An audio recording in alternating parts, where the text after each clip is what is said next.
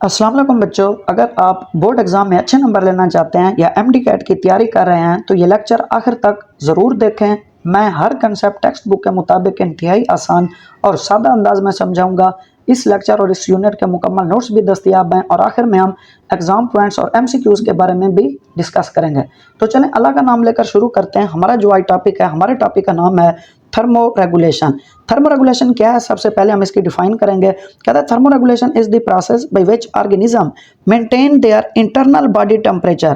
कहता है thermo regulation एक ऐसा अमल है जिसके जरिए जो जानदार होते हैं अपने जिस्म का अंदरूनी टेम्परेचर मेंटेन रखते हैं, बरकरार रखते हैं, रिगार्डलेस एक्सटर्नल इन्वायरमेंटल टेम्परेचर। चाहे बाहर का टेम्परेचर जितनी भी हो, 50 हो, 20 हो, लेकिन हमारा जो जिस्म है अपनी अंदरूनी बॉडी का टेम्परेचर 37 डिग्री सेंटीग्रेड तक ही मेंटेन रखता है, क्योंकि जो इंसान की बॉडी का ऑप्टिमल टेम्परेचर होता है वो 37 होता है। आगे मैं कहता है जो एंजाइम होते हैं ये ऑप्टिमल टेम्परेचर पर बेस्ट काम करते हैं। ऑप्टिमल टेम्परेचर का मतलब जो सेट पॉइंट टेम्परेचर होता है उस पर तमाम एंजाइम बेस्ट काम करते हैं, वर्क एफिशिएंटली। हमें कहता है फॉर एग्जांपल होता क्या है कि जब टेम्परेचर कम हो जाता है, जो एंजाइम और सबस्ट्रेट कुलयन, एंजाइम सबस्ट्रेट कुलयन का मतलब होता है एंजाइम और सबस्ट्रेट जो आपस में मिलते हैं, जो आपस में टकराते हैं, वो भी कम हो जाता है जब टेम्परेचर कम हो जाएगा। और मेटाबॉलिज्म, जितने भी हमारी बॉडी के अंदर रिएक्शन हो रहे होते हैं एंजाइम की वजह से, वो भी कम हो जाते हैं। अब दूसरी कंडीशन ये होती है कि जब टेम्परेचर हद से ज़्यादा बढ़ जाता है, ऑप्टिमम टेम्परेचर से ज़्यादा बढ़ जाता है, जो एंजाइम होता है डी नेचर हो जाता है, एंजाइम जो होता है ब्रेक डाउन उसकी हो जाती है।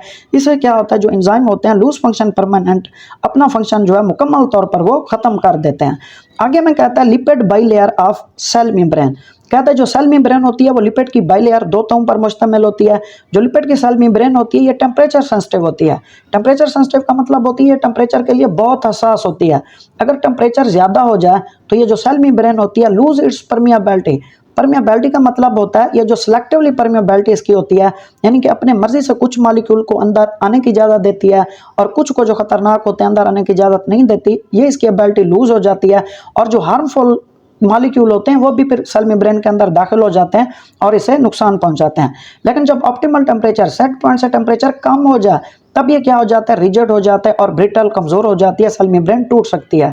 Types of animals on the base of heat source. Heat source के तौर पर एनिमल्स की कितनी अकसाम होती हैं? बच्चों बोर्ड के इम्तिहान से इसी कंसेप्ट में से एमसीक्यू या शॉर्ट क्वेश्चन आ सकता है, इसलिए डेफिनेशन और की वर्ड इसके ज़रूर याद कर लें। हीट सोर्स की बेस पर एनिमल्स की दो टाइप्स होती हैं। पहले नंबर पर हमारे पास होता है एंडोथर्म। एंडोथर्म कौन से जानदार होते हैं? कहते हैं animals that gains body heat from the external source. External source ये ऐसे जानदार होते हैं जो हीट बैरूनी ज़राए से हासिल करते हैं। मतलब इसका ये है अपनी बॉडी के अंदर मेटाबॉलिज्म के ज़रिए ये हीट पैदा नहीं कर सकते, इसलिए ये किसी बैरूनी ज़राए, वो सूरज भी हो सकता है, वो कोई भी चीज़ हो सकती है, उससे ही हासिल करते हैं। कहता है their internal body temperature fluctuates according to the surrounding. कहता है इनका जो अंदरूनी बॉडी का टेम्परेचर होता है ये बैरूनी माहौल के टेम्परेचर के साथ फ्लक्चुएट, तब्दील होता रहता है।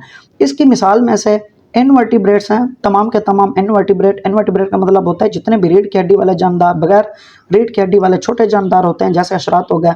और वर्टिब्रेट में से इसकी कुछ एग्जांपल फिशेस हैं, एम्फीबियंस हैं और रिप्टाइल्स हैं।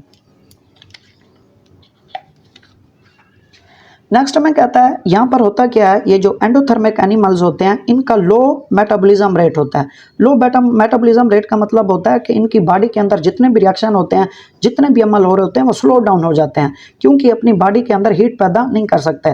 कहता है can not produce enough heat to raise body temperature. इनकी बॉडी के अंदर इतनी ज़्यादा हीट पैदा नहीं होती कि अपने ये टेम्परेचर को रेगुलेट कर सकें, इसलिए ये बैरूनी टेम्परेचर पर क्या करते हैं, ये इन्हिसार करते हैं, डिपेंड करते हैं। नेक्स्ट हमारे पास ये कुछ एडप्टेशन इख्तियार करते हैं, जैसे जिन्हें हम नाम देते हैं बिहेवियरल थर्मोरेगुलेशन। कहता है जब टू कोल्ड, बहुत ज़्यादा सर्दी हो जाती है, बास इंसान ये क्या करते हैं जानदार, ये सूरज के बाहर जाकर धूप सेकने लग जाते हैं। Sit on warm rock. कहता है ये गर्म चट्टानों के ऊपर बैठते हैं।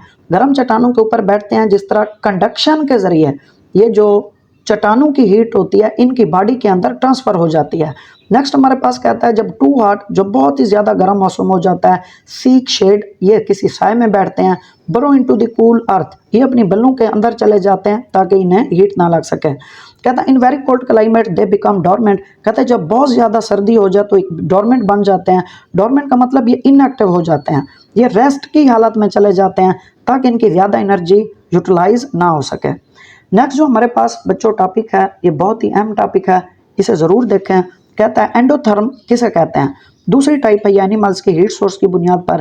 कहता है endotherm generate body heat through the internal metabolism, ये उसके बिल्कुल उलट है। अगर आपको वो याद हो गया तो ये बिल्कुल इजीली याद हो जाएगा, खुद ही याद हो जाएगा। कहता है जो एंडोथर्म एनिमल्स होते हैं ये अपनी बॉडी हीट खुद प्रोड्यूस करते हैं, इंटरनल मेटाबॉलिज्म, इनके अंदर जो रिएक्शन हो रहे होते हैं उन्हीं के जरिए हीट पैदा हो रही होती है।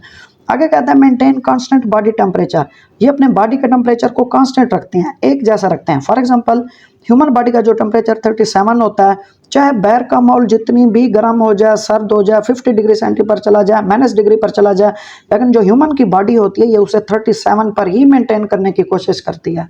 इसकी जो एग्जांपल है, इसके एग्जांपल में से बर्ड्स इसके एग्जांपल हैं, और जो इसके एग्जांपल हैं मैमल्स इसके एग्जांपल हैं।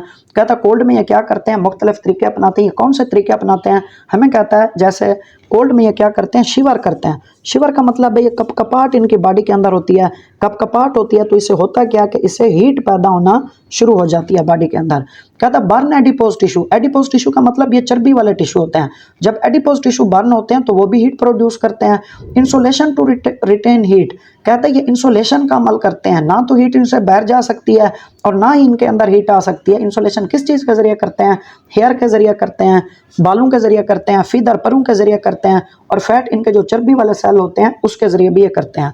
नेक्स्ट हमें कहता है types on the base of thermoregulation.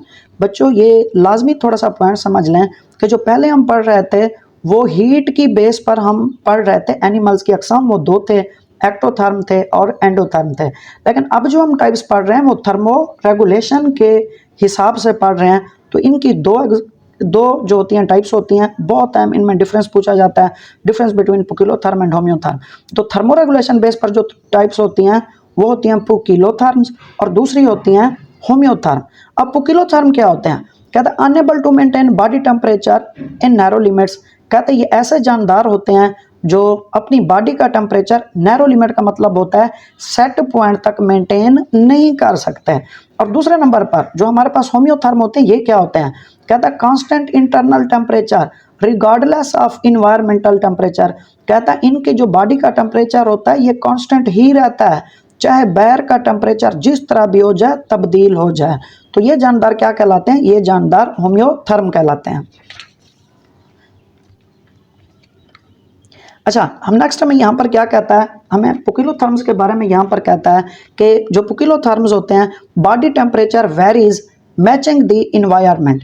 कहता है इनका जो बॉडी का टेम्परेचर होता है ये अपने माहौल के साथ टेम्परेचर तब्दील करने के लिए इनका जो बॉडी का टेम्परेचर ये तब्दील होता रहता है। इसकी एग्जांपल क्या है, इसकी एग्जांपल ऑल इनवर्टिब्रेट, तमाम के तमाम जो होते हैं वो बगैर रीढ़ की हड्डी वाले जानदार होते हैं, और कुछ वर्टिब्रेट्स होते हैं। वर्टिब्रेट की कौन सी मिसालें होती हैं, जैसे फिशेस हो गई, एम्फीबियंस हो गया, रिप्टाइल हो गया, ये सारे के सारे पुकिलोथर्म की मिसालें हैं।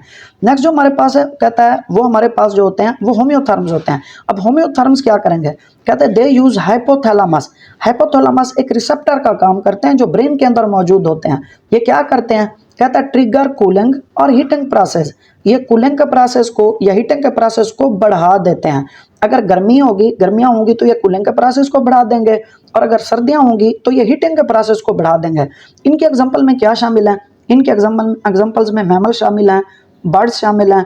इसी की एक और मिसाल यहाँ पर बयान की गई है, कहता है humans maintain their body temperature at 37 degree centigrade whether they are in cold और हॉट इन्वायरमेंट।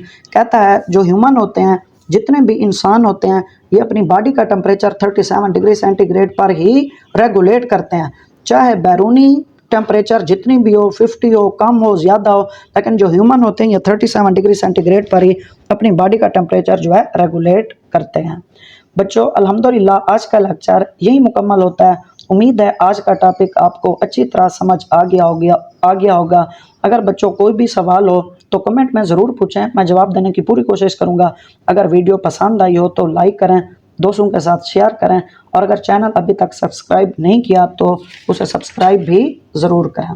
अगले लेक्चर में हम इसी चैप्टर का सबसे अहम और इम्तिहान की नज़र से इंतहाई अहम टॉपिक पढ़ने वाले हैं, इसलिए अगला लेक्चर हरगिज़ मिस ना करें। तब तक के लिए अल्लाह हाफ़िज़।